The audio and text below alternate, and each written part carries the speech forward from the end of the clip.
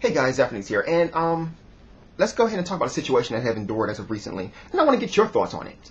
Now, let me go ahead and set things down in motion so you'll understand exactly what the situation is. Somewhere in Virginia, there's a gamer, and this gamer is actually playing Warcraft Online. I'm sorry, Warhammer Online is what he's playing, from EA. I already said EA, so you know it's pretty bad. And so, what happened was, as you know, Warhammer Online is one of those subscription-based games that requires you to pay a subscription every month in order to play. Now, here's the big problem, though. What happened was, EA went to charge him, as usual, every month they charge him, so they went to go charge him. But the problem was that when they actually charged him, his payment didn't go through. Now, I'll explain to you why. What happened was, that his payment got rejected because he was already in the negative. He was already $7 in the negative, according to the transcripts. So what happened was, EA kept actually charging him. It would, the charge would kick back, and they kept doing it, and then kept doing it, and kept doing it, and kept doing it, kept doing it, all the way up to at least, it looks like maybe 15 different charges. Now, mind you, all these charges are in the negative. Now, I'm not sure how old you guys are, depending on who's watching this, but if you know anything about banks, there's two problems that you have to endure. Now, the most likely problem you have to endure with this particular situation is that not only do you have to pay the negatives, but you also have to pay the charge for actually charging a payment to your account while you're in a negative, which usually runs around between 20 and 30 bucks. My bank is 30 bucks. So if you want to go ahead and do 15 times 30, that'll give you the answer of the overdraft fees that he had to endure. Now, with that being said, here's another problem. A lot of companies, a lot of banks actually charge you for every day that you're actually in the in overdraft. Now, that's not likely because there's some banks that actually don't do that. My bank doesn't do that, thank God, but I have actually had a bank that actually did that one time. But there are actually banks out there that actually do that. So hopefully his bank wasn't that. But pointing to the case, so you have what's going on well over $500 worth of charges on his account. So the guy, of course, contacted his bank first. I'm not sure, once again, I'm not sure how old you guys are, depending on who's watching it, but calling the bank is almost useless. It's just how it is. They don't want to give back money. That's pretty much the case. So the guy contacted EA.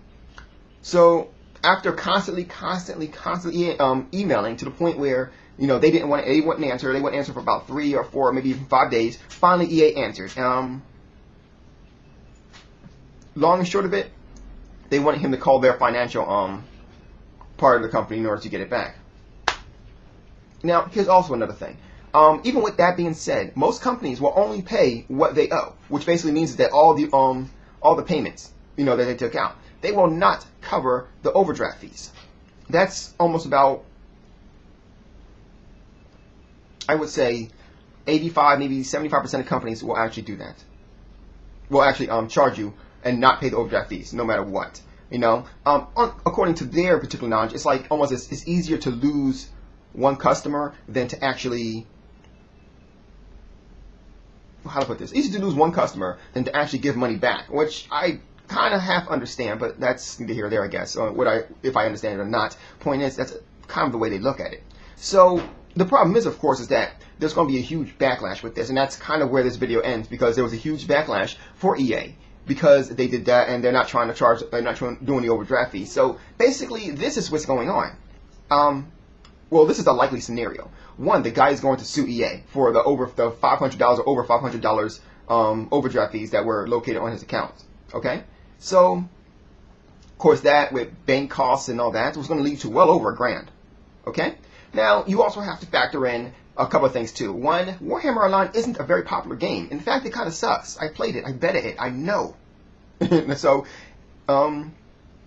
it does suck. Like I said before, I beta tested it at one point, and then I actually played it at another point. It sucks. So they're not getting a lot of income from that game to begin with. So then you also have to factor in with this backlash, a lot of people who actually were going to pay for that particular game will no longer pay for it. Not only that, but you got to say that a lot of people who actually do actually pay for some EA games, such as Sims, which is one of the largest games on a PC out there, and these are other games like Battlefield, I think Battlefield Bad Company, it's like that. There's a good chance that they're not going to buy those games. I mean, it's the most likely scenario that's going to happen. So this particular situation can cost EA over, in just a fiscal year, probably maybe $500,000 to $1 million. Now, that's if the actual, if the scenario is most likely. You talking to me? Sorry, I thought you had something to pertain to the conversation. But it can cost them about $500,000, $2 million. I mean, that's going over the scenario that I went over. That's the most likely scenario. I know because I would. Well, then say something. I don't think so. I'm saying. Say it again. I don't think so. Why? What's in that $1 million? Come, I can't hear you. Shit. What's in that $1 million? What's in that $1 million? Well, you heard the story so far, right? Yeah. Well, I'm saying this, is that one, you have to factor in that a lot of people who already look down on EA to begin with will be really wary of buying a product, especially on the digital distribution level, you know, to the point where they got to do something regarding their... That's going to cost them $1 million? Well, that's one of the things. That's going to cost them to people not wanting to buy their products on a digital distribution level. That's one. Two, the game is actually pretty bad as it is, so they're not getting a lot of income to go from it to begin with. So then you also have to factor in the fact that a lot of people are going to actually stop playing the game if the game has a subscription base. Then you also have to factor in that even though people will stop playing this, EA will continue to pay the pay for the server fees with the game, the development fees for the game, the actual people who actually work for EA who work for the game. Not to mention PR. Well, the PR again has been pretty lax, so I'll drop that one. But just on those things alone, it's going to cost them a lot. If nobody plays it to begin with, how are they going to really lose that much money? Say it again? If the game is bad and nobody plays it to begin with, how are they losing that much money? Because just because EA is not, just because EA, assuming this is not going to coming in, just because they're not having a lot of income on that particular service, they're not having a lot of income as pertaining to like World of Warcraft or even EverQuest 2. But that being said, one, people will stop, most likely will stop paying for whatever they're paying for now. So they're going to lose about, 15 times 12. That's it right there, you know, per person, you know. And then you also have to factor in, like I said before, that with the server fees and the development fees and the labor fees that they're already paying people to actually work on the game, just those two alone will actually factor in a good amount of money. If I'm wrong regarding $500,000, there's a good chance I'm wrong, but I'm just saying. I've actually not put in the actual math. Do you not agree? No. No, you don't agree, or no, you don't agree? No, I don't agree. Oh, so what do you think then? I don't know how much that stuff costs. Most of it could be that much. No, you're probably right. Let's see. So if 20 people were to actually stop playing because of the situation, okay, that's 3,000 to 6,000. Now I already know that a developer gets paid this much. They get paid about 30,000 a month. 30,000 a year.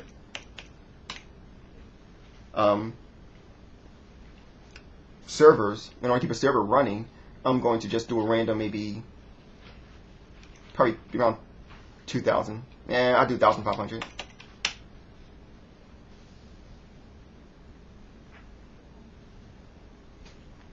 Okay, so I was wrong. You know, it's most likely that they could lose. You know, mind you, I'm just doing what I just said right then. So if they could lose around $35,000 a year with this particular problem, you know, that's of course being nice and assuming that like only 20 people is going to stop playing this game because of them. And you know, I've only factored in as much as I do know, which indicates of how much a developer actually gets paid. Oh, scratch that, because you know what? I only added for one developer. So let's pretend like there's actually more than one developer. Let's say there's 10. Was it 35? So 35,000 times 9 plus.